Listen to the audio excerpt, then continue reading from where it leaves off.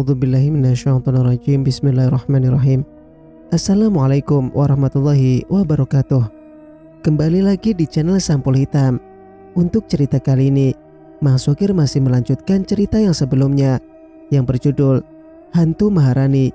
Cerita ini ditulis oleh Novita Jungkook. Dan sebelum kita lanjut ke ceritanya, tekan dulu tombol like di video ini. Dan jangan lupa tekan juga tombol subscribe channel ini dan nyalakan notifikasinya agar tidak ketinggalan cerita-cerita di channel Sampul Hitam.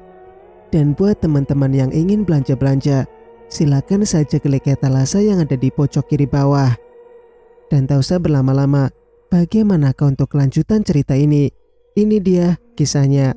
Selamat mendengarkan. Arya bersujud di kakinya Nai sambil menangis. Sontak itu membuat mereka semua kaget. Nai mundur 2 langkah karena tidak mengerti dengan tindakan Arya. "Doakanlah aku ya Bu. Aku akan pergi sekarang." Arya bangun dari sujudnya. Laras yang menangis terisak-isak karena kasihan pada nasibnya Arya. Bocah ini sangat berharap bahwa ibu kandungnya bisa dekat. Namun Nai masih saja tetap menjaga jarak. Laras juga tidak bisa menyalahkan Nai sepenuhnya. "Aku pergi Bu." Arya menyalami tangannya Laras. "Ibu akan mengantarmu," sahut Laras cepat. "Jangan, di sana sangat berbahaya untuk manusia Bu," cegah Arya. Hati Laras begitu terenyuh saat Arya mencium kedua pipinya sambil terus memaksakan senyum. Nai hanya mematung sambil menangis.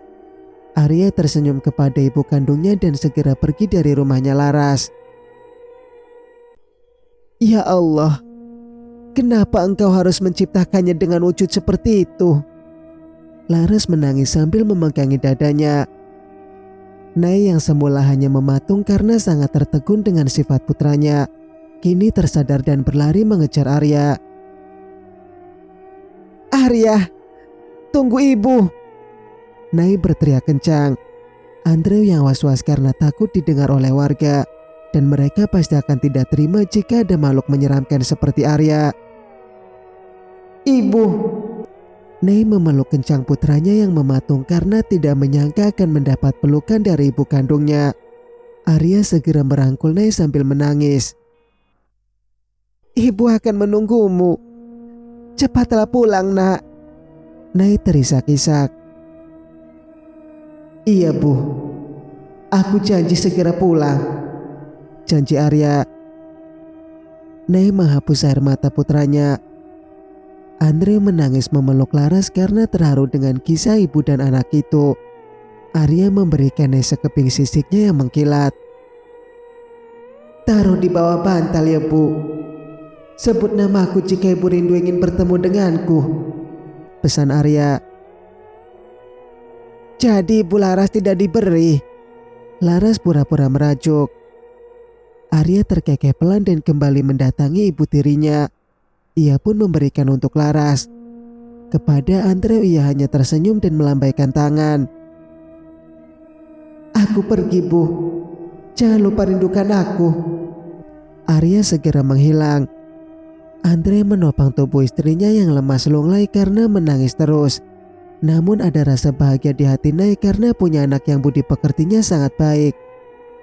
Tidak peduli dengan kondisinya yang seperti itu, bahkan darah setan juga mengalir dalam jiwanya. Namun Arya memang ditakdirkan untuk menjadi pemuda yang baik. "Tidak akan lama, 1 tahun akan berlalu dengan cepat," hibur Andrew. "Ternyata dia sangat baik dan pintar. Aku yang salah langsung menilainya buruk," sesal Nai. "Doakan yang terbaik untuk anakmu. Doa ibu itu paling manjur," nasihat Laras. "Apa ibu tahu tentang pertapa itu?" Nai memang tidak paham.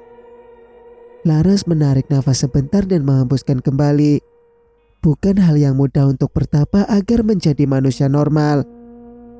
Banyak memang anak yang berdarah iblis dan mereka memiliki hati yang baik. Mereka memutuskan untuk bertapa 100 tahun di alas roban. Namun cobaan yang mereka hadapi juga bukanlah hal-hal yang mudah. Cobaan akan datang silih berganti untuk menguji tekad mereka. Kita akan menunggu dia pulang 1 tahun lamanya. Semoga Arya bisa menahan semua gangguan saat bertapa, ujar Laras. Bagaimana jika gagal, Bu? Tanya Nay. Selamanya dia akan tetap seperti itu. Bila Arya tidak kuat menahan emosi karena gagal, bisa saja dia menjadi makhluk jahat, jelas Laras. Ya Allah, tolonglah putraku agar dia bisa melewati ujian itu, doa Nay. Laras mengangguk dan berharap demikian. Arya bukanlah makhluk yang bisa ditebak. Tadi saja Laras sudah ketar-ketir karena Nay tak kunjung bisa menerima kehadirannya. Emosinya bisa meledak-ledak bila merasa tak dianggap. Sudut pandang Arya. Aku berlari ketakutan ketika baru saja keluar dari perut ayahku. Suasana yang sangat asing bagi diriku. Selama ini aku hanya berdiam di dalam perutnya saja. Terlebih lagi aku sangat takut karena kondisiku yang sangat tidak lazim. Semalam aku menangis karena tidak berani bergerak dari tempat persembunyianku.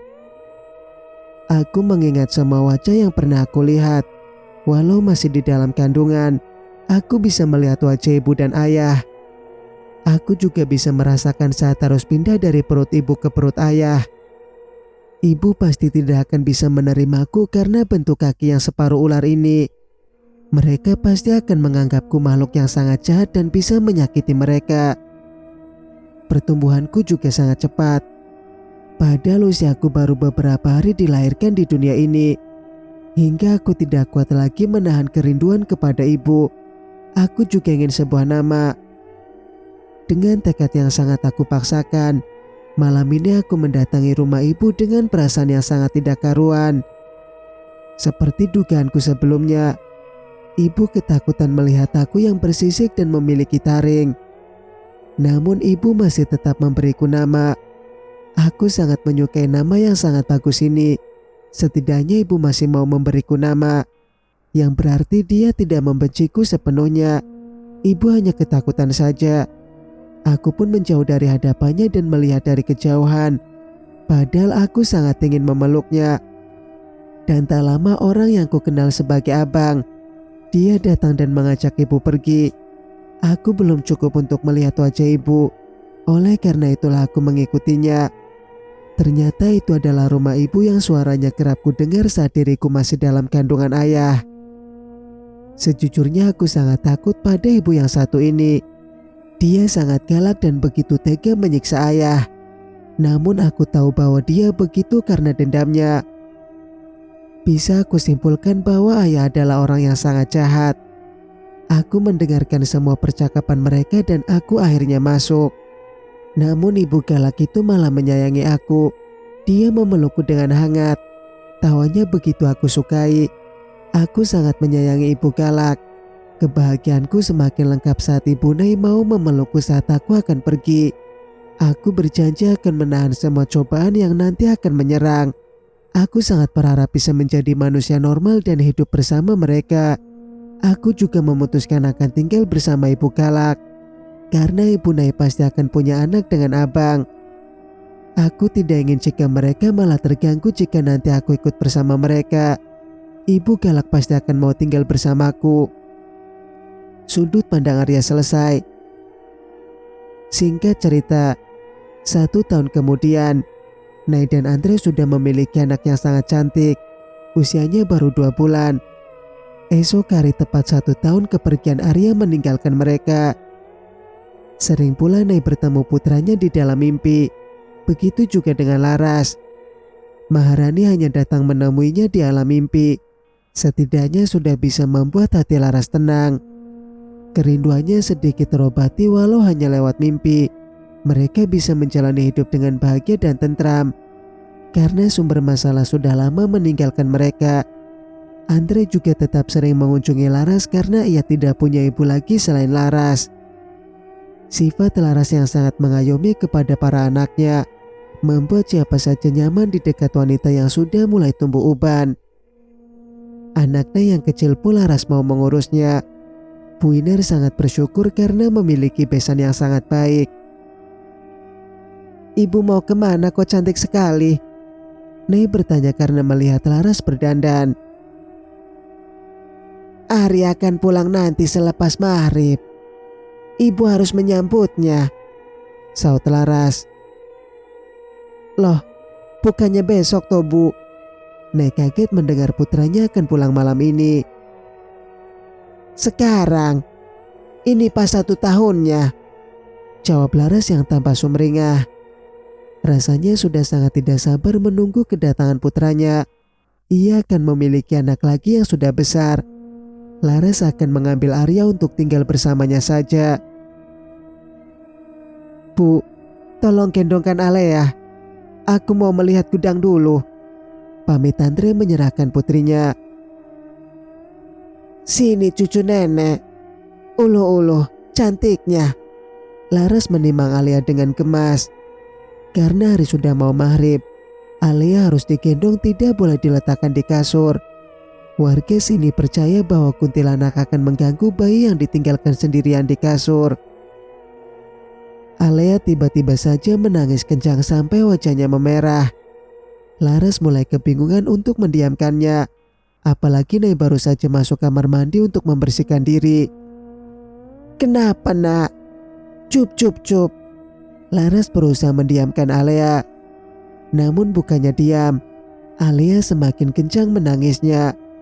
Laras tak punya pilihan lain dan segera menggedor pintu kamar mandi. Nei menyambar handuknya dan menimang Alea.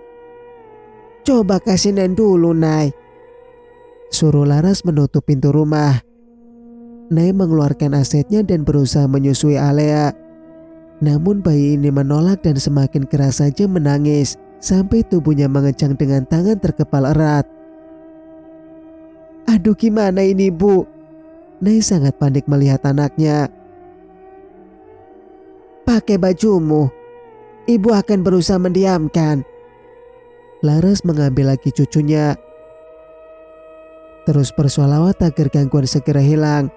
Laras menatap keluar pintu dengan pandangan yang sangat marah. Diambilnya garam dapur dan dia bacakan Al-Fatihah. Garam ia lemparkan ke arah pintu. Tawa cekikikan terdengar dari luar pintu dan terus bergema di atas rumah. Laras duduk dan membaca doa agar cucunya dilindungi. "Ibu, buka pintunya," suara Andre terdengar di luar pintu. "Cuci kaki dan tangan serta mukamu," titah Laras. Andre menuruti perintah ibunya dan mencuci semuanya. Kemudian ia bergegas menuju pintu lagi. Namun matanya sempat melirik sosok putih yang berkelebat pergi sambil tertawa. "Cepat masuk." Laras menarik Andrew. Alia mulai tenang dan menggeliat meminta ASI. Nei sudah selesai berpakaian dan mengambil putrinya untuk disusui. "Kuntilanakan itu tadi Bu?" tanya Andrew merinding. "Kasihan semasa hidupnya. Dia menderita hingga meninggal," ujar Laras. "Ibu tahu dari mana? Apa dia sekampung dengan kita?" tanya Andre sangat penasaran. "Dari kampung sebelah. Dia dibunuh oleh istri muda suaminya," jelas Laras. "Kurang ajar sekali. Sudah merebut, masih membunuh pula," kesal Nay. Laras tahu kisah Nilam dari kampung sebelah dan juga merasa kasihan. Dia juga tahu bahwa arwah itu sengaja dibangkitkan untuk balas dendam. Singkat cerita, sampai tengah malam, namun sosok Arya tak kunjung menampakkan diri. Laras masih terus menunggu di depan teras. Andre berulang kali menyuruh ibunya masuk menunggu di dalam saja. Namun Laras tidak bisa tenang karena ini sudah pukul 1 malam. Padahal harusnya selepas maghrib saja sudah sampai. Layaknya seorang ibu yang menunggu anaknya pulang karena kemalaman.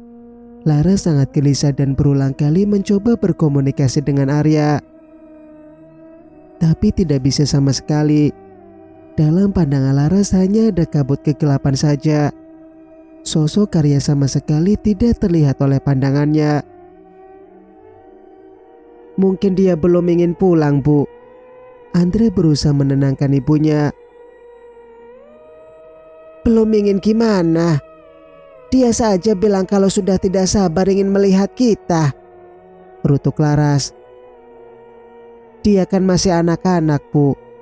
Siapa tahu ingin mencari pengalaman bersama teman yang ia temui. Andre berkata sabar.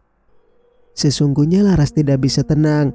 Jika memang Arya menemukan teman dan ingin berkelana, kenapa tidak berpamitan kepadanya? Ibu itu terlalu cemas. Udahlah, nanti dia pasti akan datang. Andre memaksa ibunya masuk. Akhirnya Laras mengalah dan menunggu di dalam rumah saja. Andre yang sudah mengantuk pun berbaring di depan ruangan televisi. Laras yang masih melek menunggu anaknya pulang. Ia ingin menjadi orang pertama yang menyambut kepulangan Arya. Padahal sudah sangat antusias sejak sore tadi. Kini harus menelan rasa kecewa karena Arya tak kunjung pulang. Nah, ini gimana sih? Anaknya belum pulang kok malah tidur nyenyak, rutuk Laras begitu kesal. Mungkin saja karena lelah mengurus bayinya seharian, Nei sudah tertidur lelap di sebelah Alea. Hanya tinggal Laras yang masih terjaga dan mondar-mandir keresahan. Lelah karena terus berjalan dan matanya juga sangat berat. Laras duduk di sofa dan ketiduran dengan lelapnya. Laras terkejut mendengar suara yang mengagetkan itu. Pintu rumah sudah terbuka dan hari juga sudah terang. Laras cepat berlari keluar mengira putranya sudah datang. Para pekerja yang di gudang padi sudah mulai datang. Laras melihat jam sudah menunjukkan pukul 9. Sudah sesiang ini. Ia ketiduran sampai tidak ingat apapun. Selamat pagi, Bu Laras. Sapa Parmin yang bekerja di sini. Pagi. Laras tersenyum dan kembali ke dalam rumah. Nei sedang memasak bersama pembantu mereka. Alea sudah tertidur jika jam 9 seperti ini. Bagaikan orang bodoh yang hanya melongo, Laras duduk di kursi dapur. Arya belum pulang, Nay. Laras bertanya untuk memastikan. Belum, Bu. Jawab Nay pelan. Kemana tuh anak ini? Apa dia tidak kangen ibu? Laras tertunduk sedih. Nei juga terlihat sedih karena putra mereka gagal pulang. Padahal mereka sudah sangat bahagia mendengar Arya akan pulang dan tinggal bersama mereka. Kenapa kamu masak banyak sekali?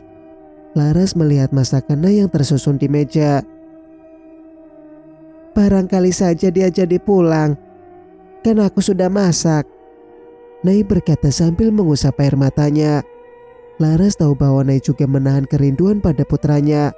Entah kemana sebenarnya Arya ini. Mendadak hilang di hari kepulangannya. Tidak mungkin dia dicelakai orang kan, Bu? Nei bertanya penuh kecemasan. Tidak. Arya anak hebat. Dia tidak akan celaka. Jawab Laras berusaha mendamaikan hati Nei. Padahal nyatanya Laras juga sangat cemas dan takut bila putranya dicelakai oleh orang jahat atau orang yang ilmunya kuat dan memanfaatkan Arya. Singkat cerita, baru saja kampung ini merasakan kedamaian tanpa ada gangguan apapun. Kini mereka sudah dihebohkan lagi dengan penemuan sesosok mayat yang tidak memiliki organ. Jeroannya menghilang dan juga bola matanya tidak ada. Mereka bisa tahu bahwa ini adalah mayatnya orang tua yang tinggal di ujung kampung. Hidupnya sebatang kara tanpa sosok keluarga.